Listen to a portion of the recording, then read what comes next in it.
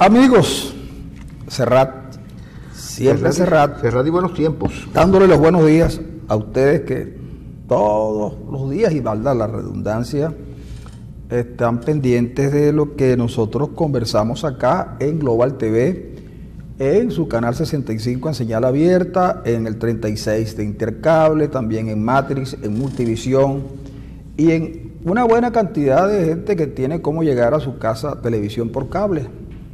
Y nosotros contentos, de verdad.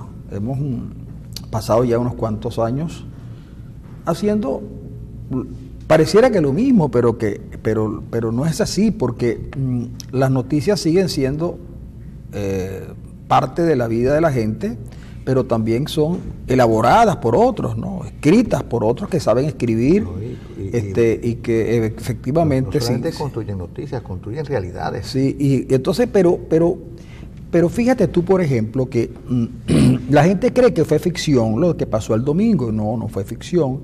El domingo 20, el presidente Maduro, tal como leí esta mañana en un trabajo, decía, fue declarado ganador. Ser declarado ganador no necesariamente implica que haya ganado, aunque cuando te declaran ganador es porque tú ganaste, pero no siempre cuando te declaran ganador tú eres ganador. ¿Por qué? Porque resulta, sí, pasa en el boxeo, porque el tipo gana por puntos, pero los puntos que le tienen que coger en la cara y en el alma son muchos. Y entonces resulta que Maduro ayer, en la madrugada, después de conocer los resultados que muy diligentemente había mostrado Tibisay Lucena, Maduro dijo, he logrado darle knockout al tipo ese que se enfrentó a mí. Le gané con el 47% de votos arriba y soy el presidente que porcentualmente ha sacado más votos en toda América, aún con la crisis que yo le he causado al país.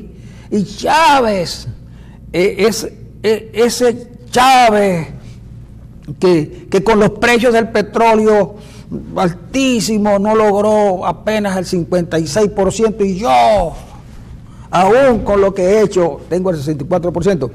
Y entonces yo veía a Maduro y no lo creía y dije, pero esto tiene que ser una cosa de ficción. Esto es ficción. Entre otras cosas, porque cuando Maduro levantaba los brazos, la cámara lo tomaba el cuerpo entero y entonces desaparecía Maduro y apareció solamente un bloque rojo. Bueno, pero luego, efectivamente, revisando ya, bajando a la cuestión terrenal, descubro que lo que ya había visto el día domingo no era verdad. Es decir, que hay unas cosas que venden, unos aparatos que venden, que son como para ver la realidad en 3 dimensiones, y entonces será que yo con estos lentes y con los cegatos que debo estar ya, no vi lo que los otros veían. Y entonces en 3D sí se veía a la gente votando, pero yo no la vi, porque es la única explicación que tiene uno. Ahora, hay un detalle que yo te quería comentar y que te lo dije ayer. Yo esperaba los resultados del Zulia. Pues Maduro sacó menos votos que Prieto y menos votos que Arias. Maduro sacó menos votos que Prieto y que Arias. Y se supone que Prieto y Arias tienen los votos, 700.000 votos, sí, ¿verdad? Del partido, de los CLAP, de los carnets de la patria. ¿Qué pasó allí? Es la pregunta, ¿no? Porque no tiene sentido. ¿O sería que estos no trabajaron para Maduro? No, a lo mejor trabajaron, pero el costo de la gestión de Maduro es increíble. Y el costo de la gestión de Maduro es un fardo muy pesado. Y en el Zulia hubo circunstancias políticos electorales que determinaron que Prieto se quedara con un porcentaje importante de votos que superan a Maduro. Las circunstancias político-electorales ya todo el mundo sabe. Sí, pero te quiero dar un datito para que lo tengas en la consideración, que es la siguiente. Es verdad, y esto no es intriga de ninguna naturaleza, y quiero que no lo tomen así, como intriga, porque la información la tengo de buena fuente, que sectores de Voluntad Popular, de Primero Justicia y de Acción Democrática votaron por Prieto para derrotar a Rosales. Mandados a votar. Sí, sí. Y lo que pasa es que ahorita, en el clima unitario, manifestar esas cosas es malo, pero yo digo que la contribución a la unidad pasa porque cada quien se vea en su miseria y pueda asumir responsabilidades. Por eso te contaba que había circunstancias político-electorales muy particulares, muy especiales del Zulia, que hicieron que Prieto sacara una cantidad de votos, si esos son los números reales, mucho más que Maduro. La votación de Maduro obviamente está inflada. Maduro no pudo haber sacado 6 millones, porque en el país nadie vio movilizarse en el país 9 millones de personas. Ustedes se imaginan lo que en un país, un día domingo se movilicen 9 millones de personas para votar. Ustedes se imaginan eso. Si las fotografías que uno ve, el paseo que uno hizo por las ciudades, contrastan totalmente con ese número enorme, gigantesco. Ojo, que de verdad fueron pocos, pero 8 millones, ¿cuántos fue? 8 millones y tantos votaron. Sí, 8 millones y tantos de personas movilizadas un domingo. No, eso de verdad no se materializaron en los centros de votación. Y aquí realmente la abstención fue brutal. Sí, pero más bien las preguntas que uno debe hacerse con respecto a la abstención, porque la abstención se ha convertido en la bandera de triunfo de algunos sectores. Y la pregunta que uno tiene que hacerse es la misma que se hace en la editorial del Nacional. ¿Corresponde realmente la abstención al poder de convocatoria, al llamado, al liderazgo del sector opositor formal que llamó a la abstención? ¿O eso obedece más a un sentimiento muy de individualidad en Venezuela, que se convirtió en un enorme colectivo y que fue capaz de decir el domingo: yo no voy a votar? Pero que lejos está de ser la expresión, la respuesta, que mide la fuerza convocatoria del liderazgo opositor. Esa es la pregunta que tiene que hacerse Ramos Alup, que tiene que hacerse María Corina Machado, que tiene que hacerse toda la gente que invocó la abstención. Si ese llamado y la reacción de la gente se corresponde, porque a lo mejor el liderazgo opositor está creyendo que es un triunfo que se debe, a su capacidad de convocatoria y a su fuerza ilocutoria para convocar a las masas y que las masas hagan lo que ellos prácticamente están diciendo. Ojo, y eso lo decimos aquí, y lo estoy diciendo yo, para evitar que vuelva otra vez Henry Ramos a dar gritos o a María Corina a convocar las masas al Palacio de Miraflores. Mucho cuidado. Yo creo que aquí lo que hay que hacer eco es al llamado que hoy hace Capriles, es decir, que hay que repensar la unidad y conectarla con el sentido y el sentimiento de la gente. Eso que hace Rivera en España, con el movimiento España Ciudadana, de casa en casa, a ver qué está pensando la gente, qué está demandando la gente, qué quiere la gente, cuáles son los sentimientos de la gente. Pero yo quisiera tocar el tema de Rivera y su movimiento Ciudadanos en España, pero antes quisiera decirte lo siguiente. Para un análisis político, tú tienes que considerar lo que el CNE, la cifra del CNE, para bien o para mal. Y por supuesto, esa cifra te permite contrastarla con lo que tuviste, es decir, la realidad que tuviste y no la que sale de las máquinas del CNE. ¿Por qué? Porque mucha gente dice que las máquinas están trucadas. Pues no. Quien piensa eso no sabe en el mundo en el que está viviendo. Lo que ocurre es que las máquinas las pueden trucar los que están en las mesas. Te dicen, yo ayer estuve indagando acerca de qué era lo que pasaba con los puntos rojos. Y porque todo el mundo se refiere a los puntos rojos y nadie sabe de verdad. El que no ha ido a un punto rojo no sabe. Y resulta que tú llegabas al punto rojo, ¿de acuerdo? Y te registrabas. Y si querías, no podías votar. Le daban una orden al tipo que está adentro y le dicen: llegó Ender Arenas, número de cédula tal y tal y tal y tal, que está en el carnet de la patria. Él no va a ir. Bueno, y pues es muy sencillo, porque la máquina no toma fotografías del que vota, ni siquiera es posible habilitar las huellas. Si se habilitaran las huellas, si alguien llegara y habilitaran las huellas, obviamente que sabríamos que mucha gente que votó no votó. Entonces, ocurrió un caso que es el de Luzmeli Reyes, nuestra amiga que estuvo un tiempo con nosotros acá en Global TV. Luzmeli fue a votar en una mesa del centro de votación en el Liceo Andrés Bello en Caracas. Cuando ella llega a votar, ella consigue que en su sitio de votar está una huella impresa y un voto. Ella no votó, ella dejó constancia en la mesa que alguien había votado por ella. Ese es un caso. En Caracas, en el Liceo Andrés Bello, que pudimos decir que está en el casco urbano de Caracas. En el interior del país eso pasó con frecuencia y el punto rojo fue una manera de resolver el asunto.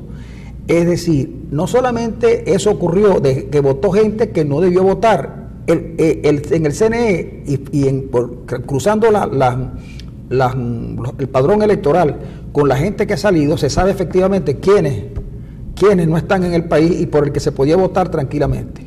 Si lo hicieron con los Meli Reyes, sí, esa es una parte. Entonces la gente dice, sí, es verdad, el voto inicialmente es una posibilidad de protestar, el voto es una protesta, el voto es reverencia, pero un poco también es demostrarle a quienes tienen el liderazgo de la oposición que ellos no pueden actuar por descarte, como en las carreras de caballo, tú juegas al ganador y te cubres con el descarte. No, en política es necesario generar una estrategia que garantice que tú vas más allá. Tú le vas a decir, Falcón falló. ¿En qué falló Falcón? En no convencer a la mayoría de la gente que decía no votar por razones políticas, convencerlos de que él era una buena opción. Por eso es que Falcón recibe mucho golpe de los que hicieron de la abstención una política, porque el verdadero enemigo no era Maduro, porque ellos sabían que Maduro iba a ganar, porque lo decían, Maduro va a ganar y nosotros no lo vamos a poner a ganar con nuestro voto, no lo vamos a legitimar, porque sabemos que va a ganar. Entonces, al saber que va a ganar Maduro, no tenían por qué ir contra Maduro, tenían que ir contra el tipo que podía poner en entredicho su política, y de hecho lo lograron. Lo lograron, estamos de acuerdo. Pero Falcón fue un tipo capaz de abrir camino en el sentido siguiente, después de decir, mira, dijeron que Falcón iba a ser vicepresidente y que Maduro lo iba a poner. Que estaba reunido con... Después, el mismo día, después dijeron que Falcón iba a ser embajador en España. Pero Marianela Salazar, esta Marianela Salazar, que Dios le debe dar muchos años de vida y mucho fulgor en esos extraordinarios ojos verdes, dijo cuando Rosales, en el año 2006 creo, que Rosales vendió el resultado electoral en Fuerteventura. Lo dijo ella y le repitieron mucho, y de allí comenzó una campaña contra Rosales a la que él también ha ayudado mucho, de desprestigio y de desaparición de todo. ¿De acuerdo? Entonces, con Falcón seguramente ocurre lo mismo. ¿Por qué Falcón es del interior? ¿Por qué Falcón no expresa los intereses de un grupo que se cree con derecho a resolver todo y decidir todo? Y si tú te pones en contra, pasas a ser una persona de segunda con un desprestigio total. Entonces, ¿qué ocurrió? Bueno, que el gobierno no podía dar la sensación, como efectivamente la dio. Tenían que tener 8 millones de votos, pero solo fue imposible tener 8 millones de votos, porque Falcón no puede cubrir en la totalidad de las mesas, dejó los flancos abiertos, y era verdad que Falcón no tenía el 82%, como decía, solo que uno no se lo podía contradecir porque tú no tenías cómo desmentirlo, pero no la podían cubrir, porque significa un aparato organizativo que no lo tiene la oposición hoy y que no trabaja para eso, y por eso el comentario de Rivera tiene fundamento, porque cuando tú tienes un aparato que te defienda los votos, tú logras que la gente del sector donde está el centro de votación asista a la mesa.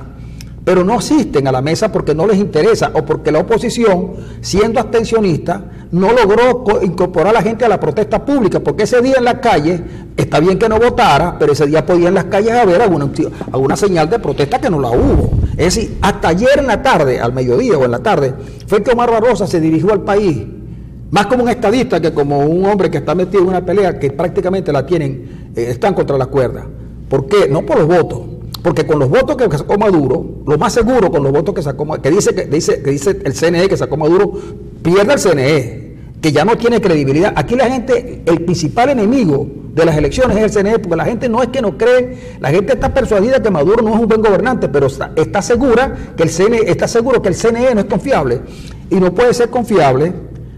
No puede ser confiable porque el CNE hace todo lo posible para que no sea confiable. Ellos llegaron a un acuerdo con los candidatos y violaron todos los acuerdos mínimos hasta los que llegaron, y el CNE no fue capaz de decir, chicos, eso no puede ser, los puntos rojos se quitan de donde están. No, se quedaron callados porque son parte de la jugada. Ahora bien, esa jugada es un secreto muy extraño, porque los secretos son secretos. Claro. Por ejemplo, los secretos nadie los conoce. Yo te confieso que yo tuve cuando tenía como 15 años un amor secreto. Solamente lo supo ella y yo. Eso es un secreto. ¿De acuerdo? Pero cuando tú haces participar a alguien más de ese secreto, tenga ese secreto. Y el secreto dura lo que dura como 8 meses. La muchacha está embarazada en secreto. Al tercer mes, el secreto se mantiene. Ya al quinto mes las cosas comienzan a cambiar. Y al sexto mes ya hay una aproximación. Pero en el octavo mes el secreto se sabe. Eso va a pasar con este proceso electoral. Es Marmatic, de muy ingrata recordación, en una oportunidad con respecto a la constituyente, dijo que habían inflado los resultados. Y si los inflaron en la constituyente, Arenas, no lo van a inflar ahora cuando se están jugando el privilegio de seguir gobernando. Pues sí, pues ese secreto, Arenas, ese secreto lo sabe, mira quiénes lo saben. Los miembros del CNE, excepto Luis Emilio Rondón, que él generalmente no sabe nada de nada. Pero tampoco hay que criticarle nada, porque ciertamente si él no sabe de nada, él es un empleado del CNE. Luis Emilio Rondón es empleado del CNE, que es miembro del CNE ahora como rector, pero en principio era empleado. Y él debe estar cuidando más su jubilación que cualquier otra cosa. Lo saben los del CNE, los técnicos, lo sabe la gente del Plan República.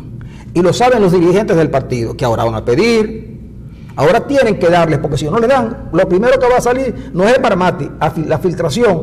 No fueron 6 millones, sino 3 millones, que es lo que la gente vio. O menos. ¿Y cómo queda un gobierno que no puede probar que sacó esos votos? Por eso es que la propuesta que debe acompañar a la comunidad internacional nuevamente es que sí, la salida es por la vía electoral. La otra salida, la que dicen que es fuerza, es una apuesta muy peligrosa. Lo que tiene que hacer la oposición y la comunidad internacional es solicitarle al gobierno unas elecciones en condiciones, con las condiciones que se utilizan en una democracia y con veeduría internacional, para garantizar que el resultado de que de allí salga sea un resultado aceptado por todos. Pero mientras la elección se haga con Tibisay Lucena y su combo al frente del CNE, pues nunca habrá posibilidad alguna, ni aún votando la gente. Ahora lo que sí está claro es que si la oposición tiene un candidato unitario,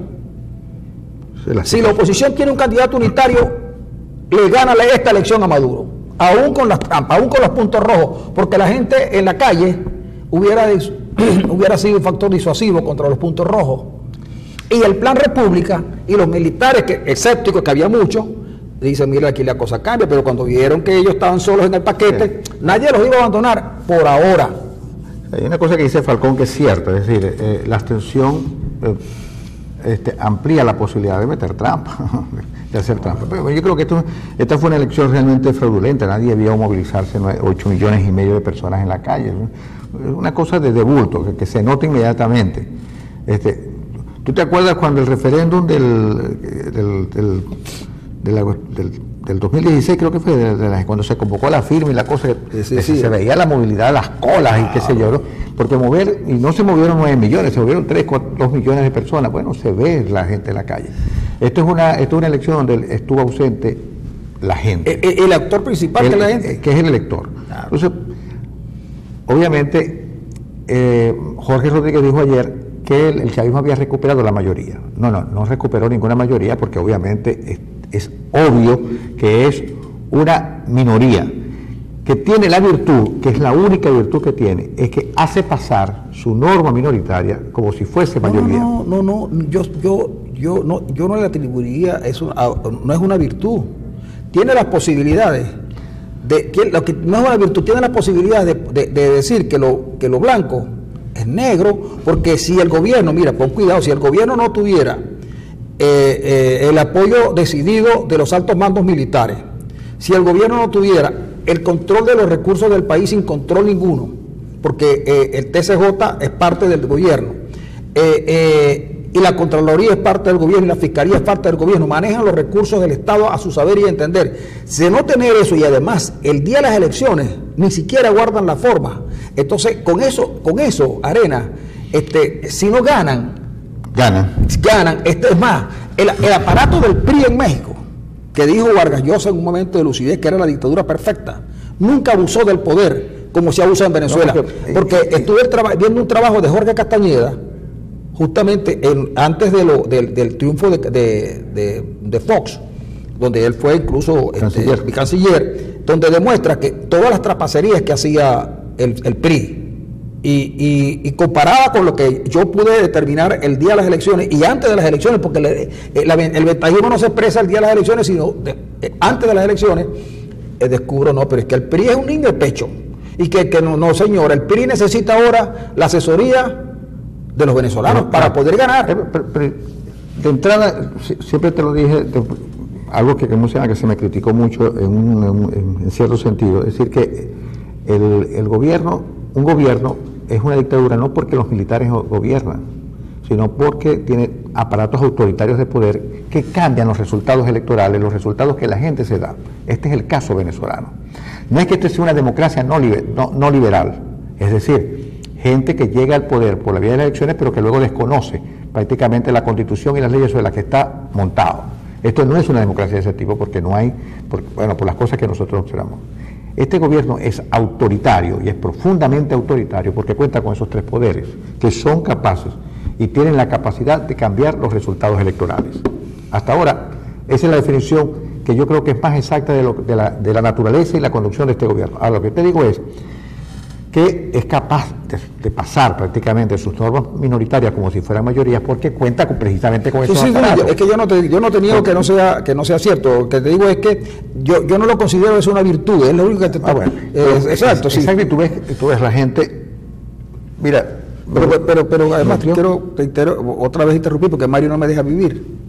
No, es que son las 7:03. Mario, por eso, tiene razón Mario, no nos da café, ya no nos dan café aquí. Bueno, porque no traje.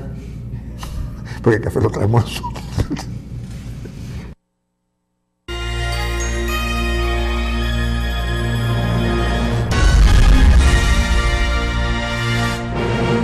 Aquí seguimos con una música verdaderamente de primera. Hoy se ha lucido Emanuel, ¿eh? Sí, Emanuel acaba de llegar. Sí.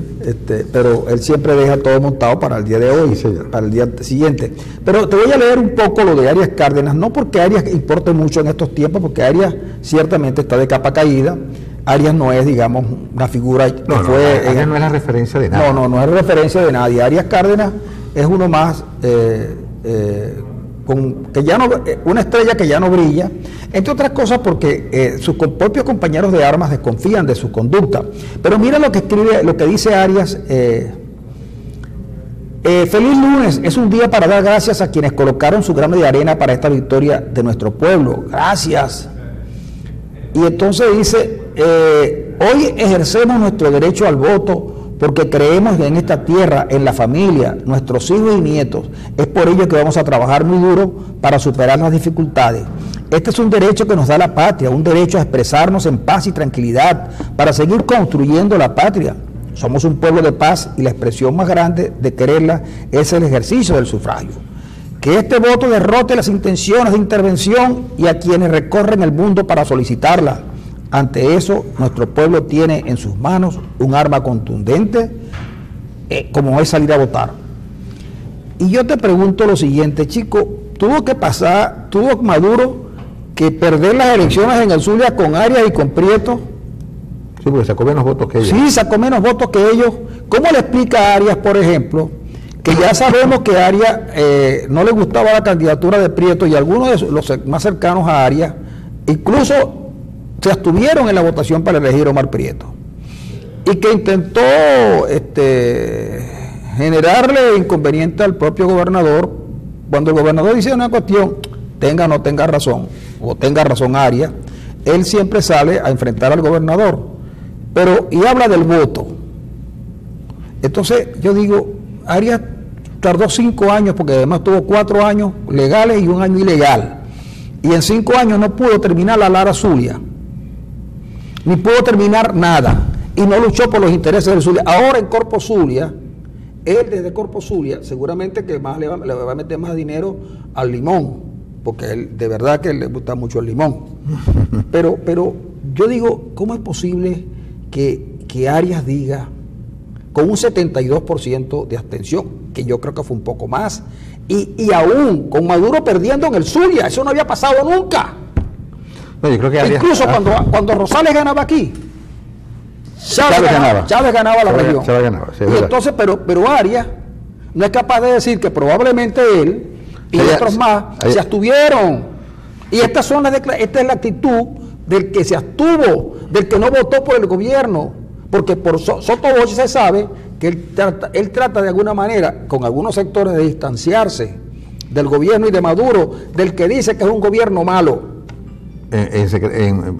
Sotoboche.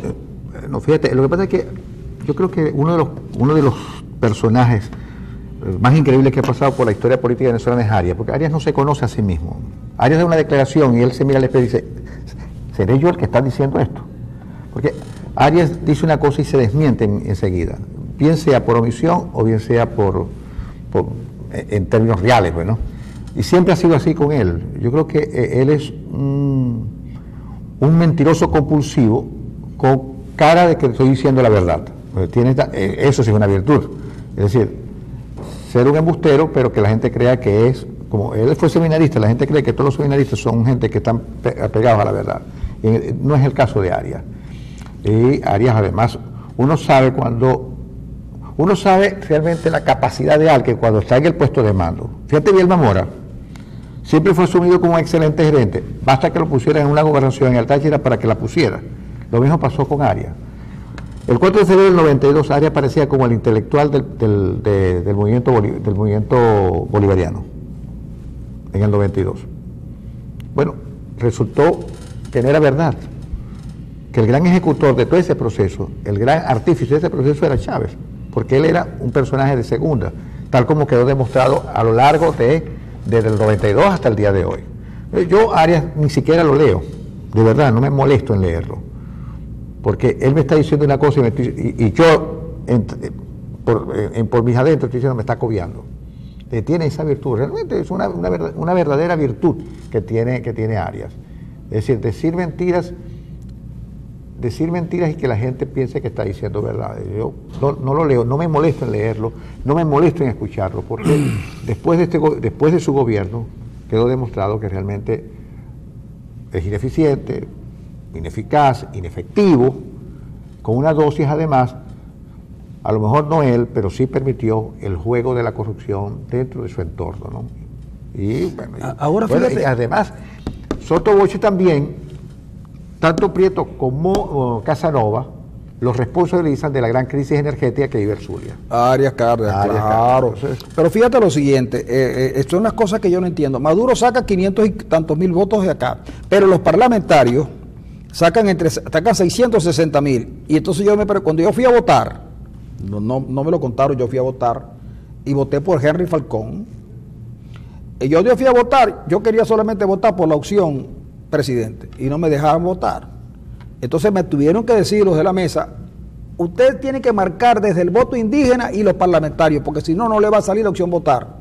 Bueno, entonces eso lo hice. Entonces, ¿cómo es posible que Falcón que Maduro haya sacado 500, 550, 560 y estos hayan sacado 660, 100.000 votos más?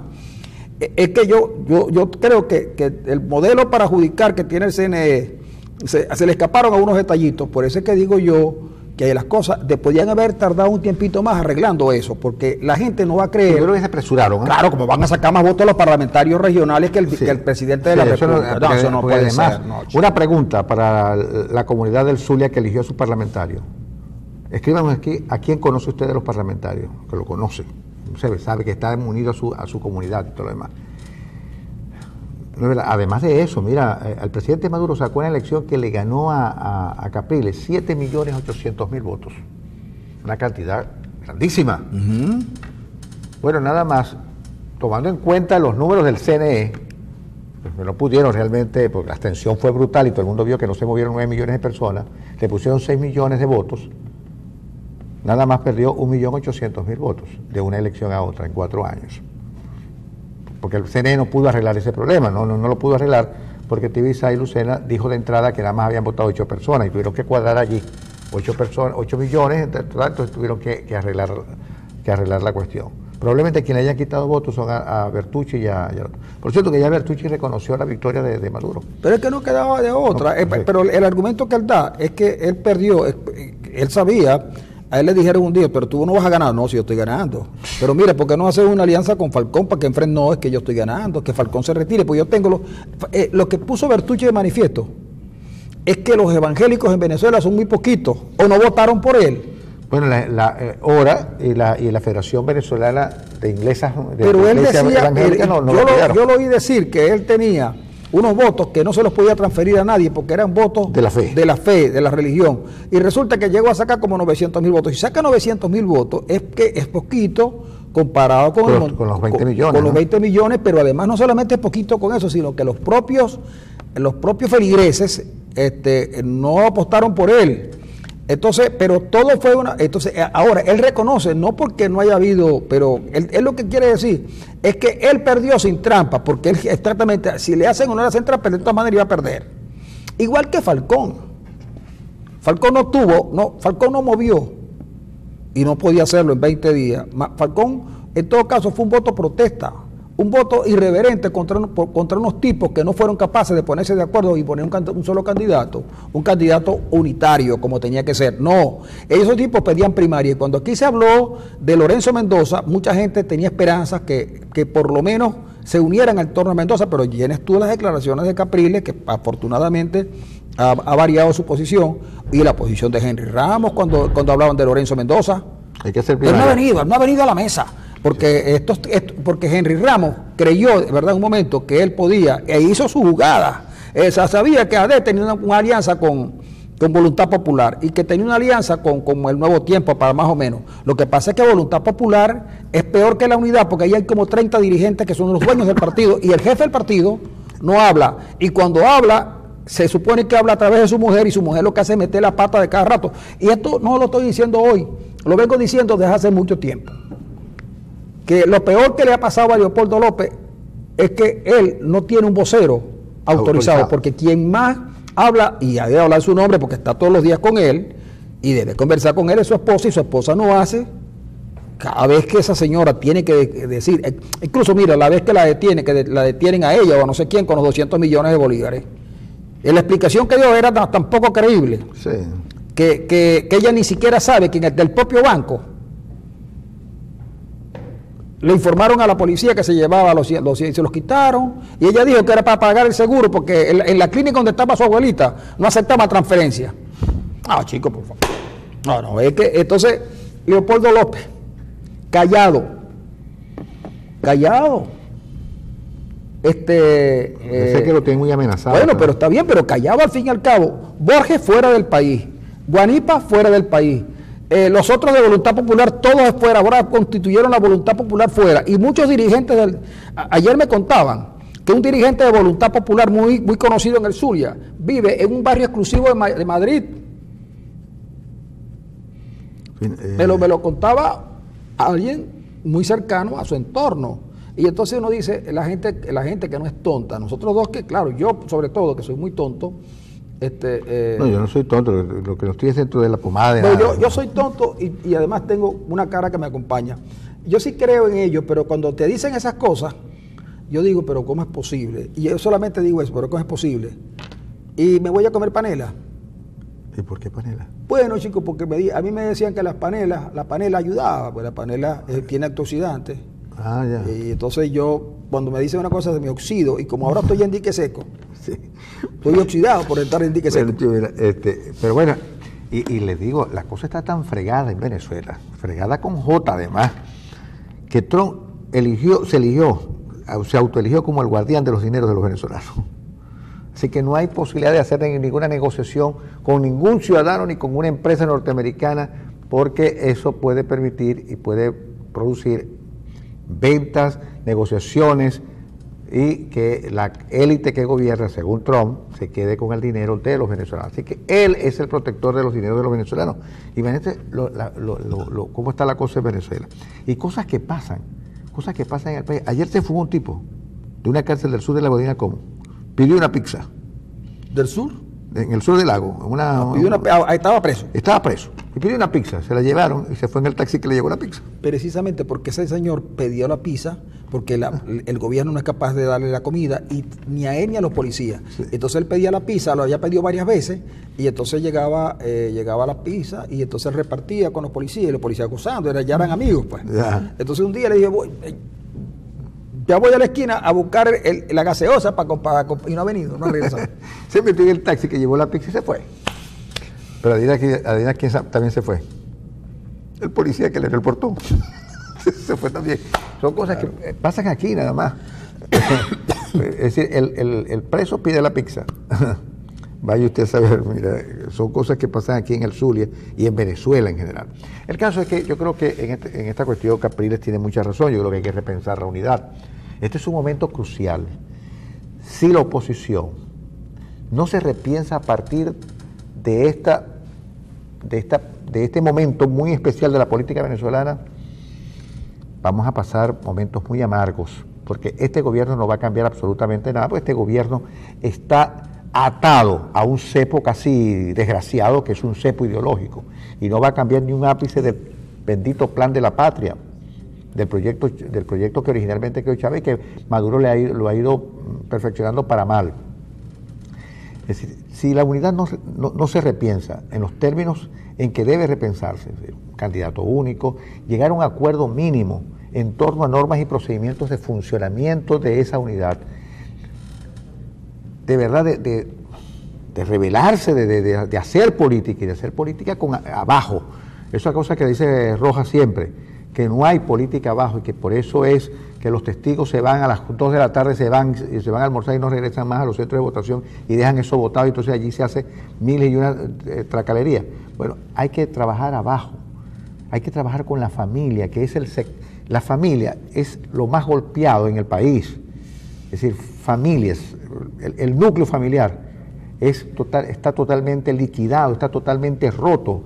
Esa es la unidad, ahí tiene que trabajar la oposición.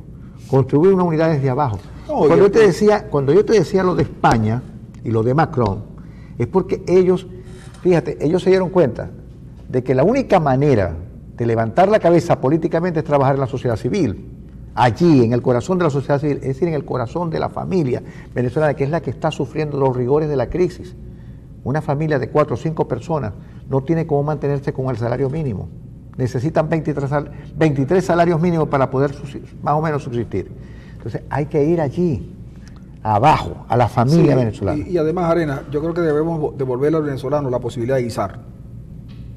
Pero que democratizarlo todo, hay que guisar todo. No, bajarle los precios, conseguir que los precios de los ingredientes para guisar se puedan comprar, porque fíjate tú, ayer vi el precio del tomate. 1.000 bolívares, ¿no? 1.100.000, pero en otro sitio estaba en 1.900.000. Y como cosa curiosa, vi un buen tomate. Sí. Había buen tomate, además. Es decir, no es el esmirriado que anda por allí, sino un tomatico más o menos bueno, 1.100.000. Y entonces, pero el pimentón estaba en 2,5 millones. Yo suelo ponerle al guiso, porque a mí me gusta el guiso rojo, suelo ponerle zanahoria rallada, ¿no?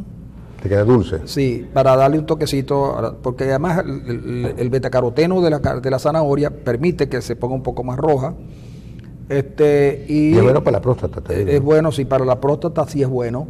Y entonces resulta que la cebolla estaba también muy, muy costosa y el ajo porro igual.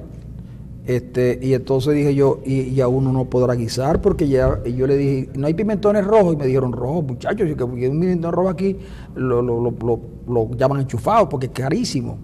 Entonces, yo digo, una cosa que el gobierno tiene que hacer es buscar la manera de que nosotros podamos volver a guisar, porque con la carne y el pollo y el pescado tan costoso, chico, a uno le quedaba la opción del sofrito, pero no se puede. De verdad que no se puede. Yo me pregunto, ¿cómo es posible que a un día después de las elecciones, la gente haciendo su compra, lamentándose? Yo estuve en un automercado de ahora, la línea es que tú tienes que hacer una cola larguísima y hay como 4 o 5 cajas, allá habían 20 cajas, ahora hay 4 o 5, y entonces tú tienes que hacer una cola asombrosa, y yo, ocioso como estaba, empecé a preguntarle a la gente que había hecho el día ¿qué hicieron? ¿Qué hicieron ustedes? Total que no, tampoco la cola era como de 90 personas y comenzaría como con 30. Mucha gente se quedó en la casa, unos fueron a votar, la minoría, otros visitaron familia, hicieron un domingo diferente, pero con mucha preocupación, y le dije, ¿la esperanza? ¿La esperanza cuál es? Me dice, bueno, la esperanza es que alguien que esté fuera nos envíe algo. La esperanza es tratar de liquidar algunos activos y marcharme. La esperanza es, yo no me puedo ir. ¿Y por qué no te puedes ir? Porque no tengo ni cómo ni para dónde irme. Ya una buena parte de los venezolanos que se podían ir se fueron. Ahora viene el sufrimiento. Y más aún, ayer me contó alguien en esa misma cola que los inmigrantes que se vayan y dejen sus propiedades solas, oye, sí, se las van a quitar. Sí, Se las van a quitar porque va a haber un juez o un fiscal o no sé qué con el consejo comunal y la casa está abandonada o sola por unos meses y llegan y se la toman y perdiste. Sí, entonces, eso a lo mejor no es verdad, pero la gente tiene miedo. Pero miedo da a una señora que me dijo, yo no estoy tan preocupada porque yo lo que vengo a comprar lo conseguí. Estoy preocupado porque yo no tengo carro y tengo que caminar hasta unas 4 o 5 cuadras y tengo temor de que me quiten la compra. Y yo le dije, pero eso pasa, a mí me ha pasado, me dijo. Sí pasa. Porque ella esperaba que un familiar la fuera a buscar y no había llegado y estaba angustiada. Sí pasa con mucha entonces, esa es la Venezuela que según algunos se fue feliz el domingo con el voto. Yo tengo una persona que leí en el móvil, en el WhatsApp, de los tantos contactos que puede tener uno, que le envían, que debe tener una agencia de viaje. Y expone con nombre y apellido a aquellas personas que ella sabe que son afectos al gobierno y que compraron sus pasajes para irse definitivamente del país. Fulanita de tal, chavista, compró pasajes para irse a Chile. Fulanito, chavista, compró pasajes para irse a Perú. Debe tener una agencia de viaje para saber tanto detalle. Pero hay realmente muchos afectos al gobierno que ya se han ido del país. Porque esta situación no la aguanta nadie. Si hay algo democráticamente repartido en la sociedad venezolana, es la mala situación.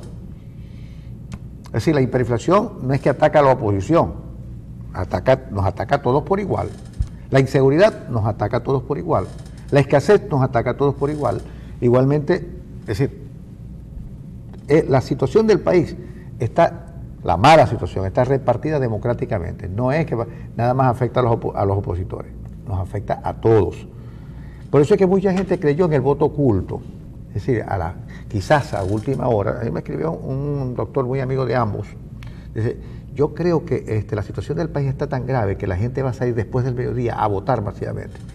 Y yo le dije, no creas porque la tendencia creciente más bien es a no ir a votar después del mediodía. Sí, pero porque, como dice el New York Times en uno de sus titulares de ayer, decía, en Venezuela para ganar las elecciones hay que tener control de la distribución de los alimentos. Pero hay cosas que tienen explicación desde el punto de vista de la ciencia económica, sin duda. Pero que al grueso de la gente no lo entiende. Tú vas a Las Pulgas, yo tengo un amigo que fue a Las Pulgas, por supuesto, iba a Las Pulgas con un maletín lleno de dinero y con 2 tipos que lo acompañaban. Sí, los tipos que lo acompañaban, y yo no creo que fueran solamente a acompañarlos, sino algo tenían que llevar porque llevaba 10 millones de bolívares para Las Pulgas. ¿En efectivo? En efectivo, sí. El billetico de 20.000. ¿Tendría que llevar un camión? Bueno, tenía 10 millones de bolívares en un maletín con billetes de 20.000 y más denominación. Yo te lo digo porque ayer me dio a mí lo que le quedaban fueron 160.000 bolívares. Me lo dio a mí porque tenía que pagar un taxi para irme.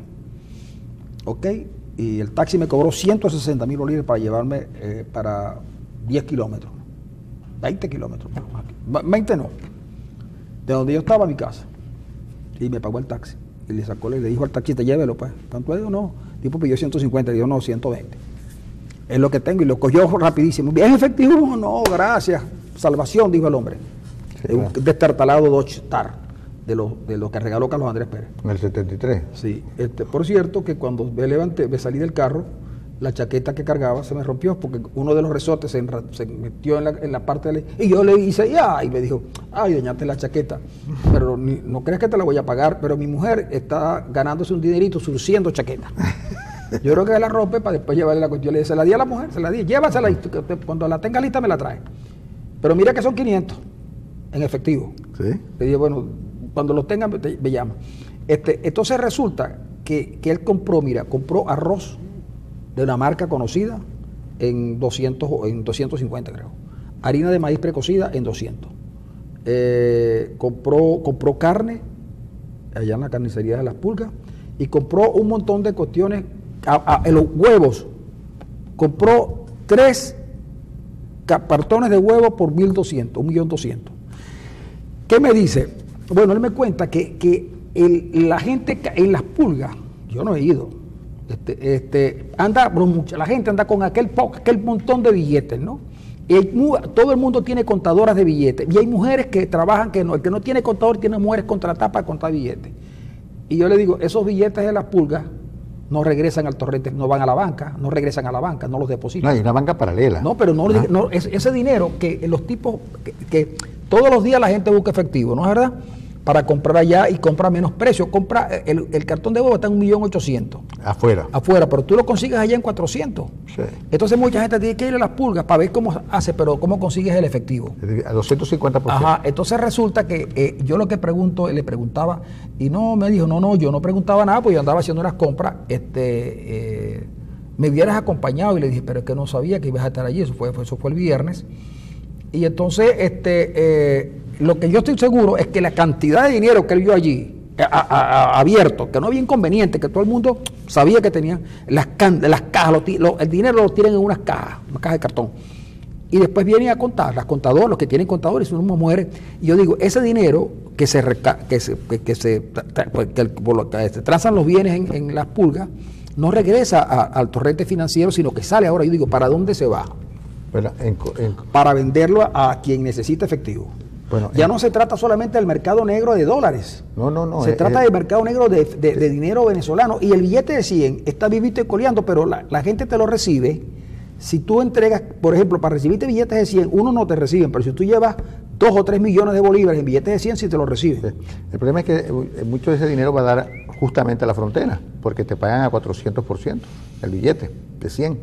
Es decir, mientras que aquí uno, para comprar 100.000 bolívares, tiene que pagar 250.000, usted lleva los 100.000 bolívares a la frontera y le pagan 400.000 bolívares. Entonces, mucho de ese dinero va a dar a la frontera. El caso es que, una recomendación, si usted va a Las Pulgas a hacer eso que dice Francisco, porque en verdad los productos están mucho más baratos, usted tiene que ir sin ningún tipo de prenda de oro ni zarcillos. No lleve celular. Váyase con una franelita y un pantalón en muy mal estado. Vaya casi como un indigente para que no sea tratado por la delincuencia duramente. No lleve celular, sobre todo, no lleve celular, porque uno va a comprar porque venden mucho más barato y le roban el celular a uno que cuesta unos 30 millones de bolívares o mucho más. Es decir, no vaya a ser que usted vaya por Villa y pierda hasta su silla. Así que estas son las recomendaciones para ir a Las Pulgas. Nada de prendas, nada de celular, buena ropa no la use, vaya lo mínimo que puede ponerse en el cuerpo, eso sí, lleve ropa interior. Porque en Las Pulgas la delincuencia es lo más común, es mucho más común que el efectivo, la delincuencia en Las Pulgas. Tenemos mensajes, algunos, por ejemplo, me llamo Edgar Sánchez. ¿Quién es este que supo que vender efectivo a 250 y poner alimentos a 300% transferencia para ganar la venta de billetes y lavar dinero? Bueno, hay mucha gente que hace esto, ¿no?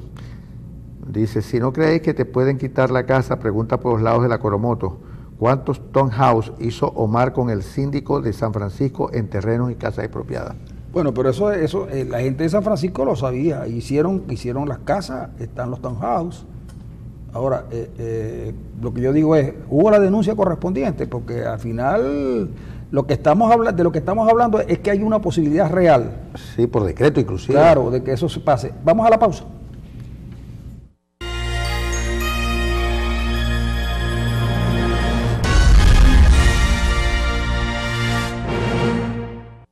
Los Blancos, ya ustedes saben quiénes son. Allá estaba cantando Cheo, recientemente desaparecido, y también estaba en el saxofón Bernardo. Qué bueno Los Blancos, pero también tenemos los mensajes. Sí, señor. Buen día, amigos. Ayer me tuve que venir a mi casa en una grúa. Pero lo iba remolcando. No, bueno, no sé. Luis Martínez dice, soy colombiano, les digo Esa oposición le falta más Guáramo, dice este señor Luis Martínez. No sé si le da, porque ahora el transporte público de Maracaibo puede asumir cualquier forma. Desde un tipo que tira un carro por un burro, con un burro, o una gandola, un volteo, una cava. Ayer vi una cava, que la gente se metía en la cava y cualquier cosa es un transporte, sirve de transporte. El trencito, que antes se usaba en la vereda del lago para llevar a los niños a pasear, o en las graduaciones, los muchachos lo alquilaban para pasear por la ciudad, para celebrar sus graduaciones, ahora se utiliza como transporte público. Bueno, sin ir muy lejos, ayer vi un Malibú que llevaba 3 pasajeros en la maleta. Sí, Ojeda, buenísimo. Sí. Y para montarlo tiene una escalerita de esa que se usa, sí, una escalerita de esas de plástico, ajá, para que se pueda montar en la maleta. Pero la gente en Ciudad Ojeda contenta. El hombre ha hecho mucho dinero porque es como ir en un convertible. La cuestión es que todavía dicen algunos que Venezuela ha salido de la pobreza, pero mira el semejante transporte público que tenemos los zulianos. Muy buenos días. Entiendo que estén molestos por la lógica perdida de su candidato Henry Falzón, dice este, pero el pueblo se supo expresar. Respeten y felicitaciones por la música. No, nadie está irrespetando a lo... Mira, aquí las cosas son al revés, porque este es un país realmente bizarro. Usted mismo ha dicho que Henry Falzón, el candidato se llama Henry Falcón, y mire que ha hecho una crítica bien interesante al gobierno, ha reconocido las elecciones, y le ha dicho al gobierno en pleno proceso electoral lo que muy pocas veces se le ha dicho en el proceso electoral, porque la gente se cuida mucho. Pero fíjense que son las cosas, porque Falcón en su campaña electoral no ofreció otra cosa que el ANMUD ya no hubiese ofrecido. Es decir, el programa de Falcón, con un poquito de más liberalidad, era el mismo programa del ANMUD.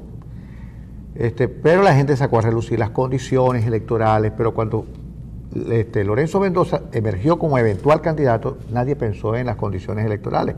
La gente se volcaba hacia Mendoza, bueno, porque había confianza.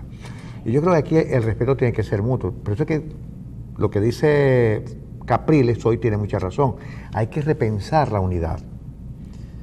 Repensarla y repensarla de nuevo. Y empezar a conformar un nuevo nosotros, con todo el mundo metido, la disidencia chavista, Falcón, el pastor todo el que quepa pues, tiene que estar adentro.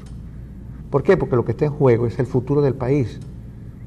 El futuro del país es lo que está en juego, es decir, la posibilidad de tener un futuro, porque la pretensión del gobierno es nada más construir un solo tiempo, el presente.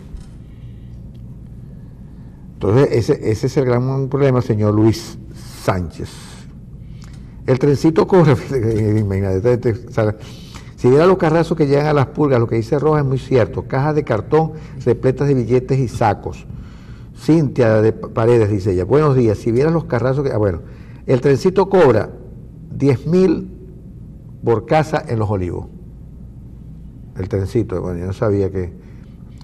¿Qué saben ustedes del transporte aéreo? No hay boletos para ninguna parte, solo en la mañana, el que va a Maiquetía, pero el boleto vale 1.5 millones y el taxi a Maiquetía a Caracas cobra 4 millones. Bueno, la gente, buenos días, excelente orquesta, Los Blancos y el amigo Leopoldo Blanco, nos escribe aquí. Arias es un traidor por naturaleza. Se la hizo a Chávez, a la oposición, bueno, ya esto es un problema ya en cuestión de Arias, que se caló todo cuando el golpe de febrero. Es un traidor nato, dice este amigo que nos escribe. Wilmer Márquez nos dice, ¿dónde están los militares que se la dan de machotes? Y no, dice este amigo, está aquí lejos. Hay que llevar a Maduro para las plazas de Colombia, para que vea a los pobres paisanos llevando vainas, dice.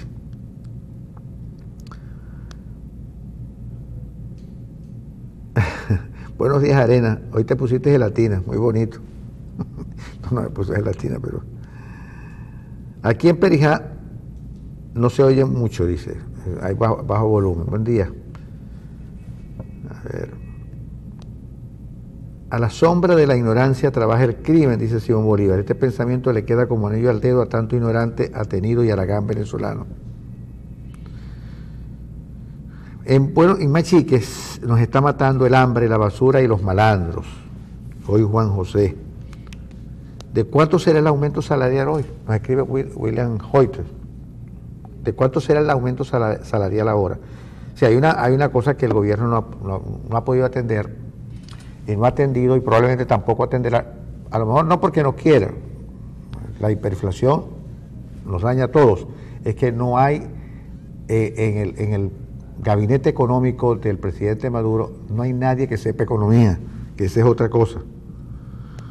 Buen día, lo felicito por su programa. Sobre estas elecciones ilegítimas, Tibisay lo volvió a hacer otra vez y sacarían 3 millones, fue mucho. La mayoría no salió a votar y los otros 3 millones y pico lo sacaron del carnet de la patria.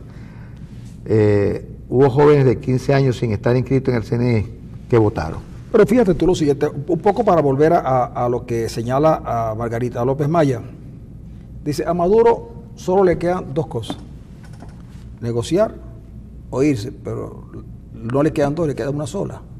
Si negocia para irse, claro, o se va, porque ella dice que efectivamente lo que nosotros comentamos al inicio del programa, que lo que todo el mundo se dio cuenta es que el partido de gobierno perdió capacidad de convocatoria y capacidad de movilización, chicos, porque no es razón para que Maduro sacara menos votos en esta elección cuando no eran novatos a la elección cuando le gana Capriles. No hay razón para que los gobernadores hayan sacado más votos que Maduro. Si es que pero no tanto los parlamentarios. Pero los parlamentarios sacan más votos que Maduro. Entonces el gobierno, los que mandan, claro, están atados a los privilegios, no a una ideología. La gente cree que ellos están atados por el cepo de la ideología. No, están atados por el cepo de los privilegios, que tienen temores de perderlos, porque el que no ha hecho quiere hacer. Aquí hay mucha gente que tiene muchísimo dinero y que lo logró de manera rápida y quiere seguir acumulando. Si no, veamos cómo viven la gente que cercana al gobierno en el exterior. Yo he visto en los medios que tampoco es porque hay que estarle creyendo mucho a lo que colocan en los medios, porque en las redes sobre todo, porque hay muchas cuestiones interesadas. Y generalmente tratan de confundir y hacerle daño a alguien por razones particulares. Pero sí es verdad que en México están los hijos de un alto jerarca del gobierno. Sí es verdad que en París, en España, están viviendo como reyes los altos jerarcas del gobierno. Sí es verdad que en París, en una universidad muy reconocida y donde se tiene que pagar, ¿de acuerdo?, está la hija de un ex alto jerarca del gobierno. En fin, y están viviendo bien. Y en Venezuela debe haber mucha gente que tiene dinero, que lo ha hecho, porque lo grave de todo esto, Arena, es que los desmentidos no vienen. Yo no sé si te lo contaba ayer, pero en Colombia detuvieron 45 toneladas o 100 toneladas, 400 toneladas de alimentos en mal estado. Yo te lo dije, yo no creo en lo que dice Santos, porque Santos puede ser una opinión interesada, pero sí creo en el DIAN, de acuerdo, que es el señal de allá, y también creo en los servicios sanitarios colombianos, porque son serios. Ok, cuando hacen la denuncia, Sandra Oblita, que no está obligada a hablar del tema, porque ya está en su cosa electoral y debería entender que ella algunos temas le están vedados porque ella es, digamos, parte de la legalidad del sistema, dice, a mí eso me causa risa. Sí, te causa risa, pero no lo desmiente, Sandra. Hay que desmentirlo. Cuando el corresponsal francés le pregunta a Maduro sobre los 98 millones de dólares que afirma Odebrecht que le entregó a Maduro, oye, Maduro no lo puede despachar diciéndole que eso es un invento del imperio. Eso no es. Y cuando miren, y les voy a poner otro ejemplo, cuando detuvieron a los sobrinos de Cilia Flores en Haití, nos dijeron que era un secuestro, nos dijeron que era un montón de cosas, y resulta que en un tribunal con los mejores defensores comprados, pagados por dinero de William Ruperti en Nueva York, los consideraron culpables de narcotráfico y nos dijeron que no era verdad, que estaban secuestrados. Y cada vez que hay una denuncia, no la desmienten, sino que por el contrario, miren, hay un funcionario, no es funcionario, alguien de la política venezolana, que ha sido colocado en una lista, él y su familia, de los Estados Unidos, que se creen con el derecho de impedirle entrar al país y de congelarle los bienes. no los que tienen Venezuela, sino los que tienen Estados Unidos. Y ese señor ha contratado a un bufete que ya lo representó en una pelea que tenía con un diario neoyorquino. Y perdió. Bueno, ese señor volvió a contratar a los abogados que ya lo defendieron, no, perdón, que lo atendieron para acusar a un diario de Nueva York. Que por cierto, el juez determinó que no tenía razón, porque las pruebas que las evidencias que mostró eran evidencias que no servían para mucho, y la acusación en ese momento era grave. Hoy los vuelve a contratar. Y nosotros preguntamos si esos muchachos jóvenes, esos señores que están presos en Estados Unidos, no tenían bienes de fortuna. ¿Quién pagó la batería de abogados que cobraban $3.600 la hora? ¿Quién la pagó? ¿Y por qué la pagó William Rupert? Entonces, es lo que yo digo, es necesario responder a estas acusaciones que en Venezuela no se sustentan porque el Poder Judicial no atiende estos casos y los medios pocos se atreven a hablar de estas cosas. Entonces, por supuesto, quienes sí no tienen problemas son los medios que están en el exterior, porque los que se atreven a decirlo y tienen alguna base en Venezuela, no cierran. Claro, si no veamos la cantidad de canales internacionales que ya no se ve ningún canal argentino, no se ve ningún canal colombiano, no se ve ningún canal mexicano. Pero se ve el ruso. No se ve ningún canal americano, como CNN, pero vemos el ruso. Se ve ruso, se ve Telesur. Y se ve Telesur. Sí, señor. Entonces, pues son órganos propagandísticos, no son de información. Mire, es cuestión, como dice Margarita López Maya, no hay para dónde coger, porque el orden existente en Venezuela no da para más. No da para más. Y yo estoy convencido que las sanciones internacionales efectivamente le hacen un profundo daño al gobierno, a su credibilidad. Pero un gobierno al que eso no le importa. El gobierno venezolano no le importan las sanciones de nadie. No le importa porque los privilegios que tienen son muchos y todavía algo ingresa por petróleo. ¿De acuerdo? Pero el venezolano también comienza a sentirlo. ¿Cómo es posible que esta disparidad de precios? ¿Qué es lo que incrementa el precio entre comprarlo en las pulgas en efectivo y comprarlo en la calle por transferencia? Nosotros sabemos cómo se forman los precios. ¿A qué se debe eso? Oye, no va a haber un economista del gobierno que les diga que eso hay que resolverlo. Porque el costo de producción del huevo a 400 bolívares en efectivo debe ser el mismo costo de producción del otro. Ahora, ¿dónde está la distorsión? Esto es estudiable y se puede determinar. Pero Maduro nos dice, yo voy a poner los precios. Una vez que llegue al poder, voy a bajar los precios. Y los precios al otro día, ayer, aumentaron. Mira, sí. Estamos llegando ya a la hora de la partida. Esta señora dice una cosa interesante. Dice llamarse Ana Montiel y dice ser chavista.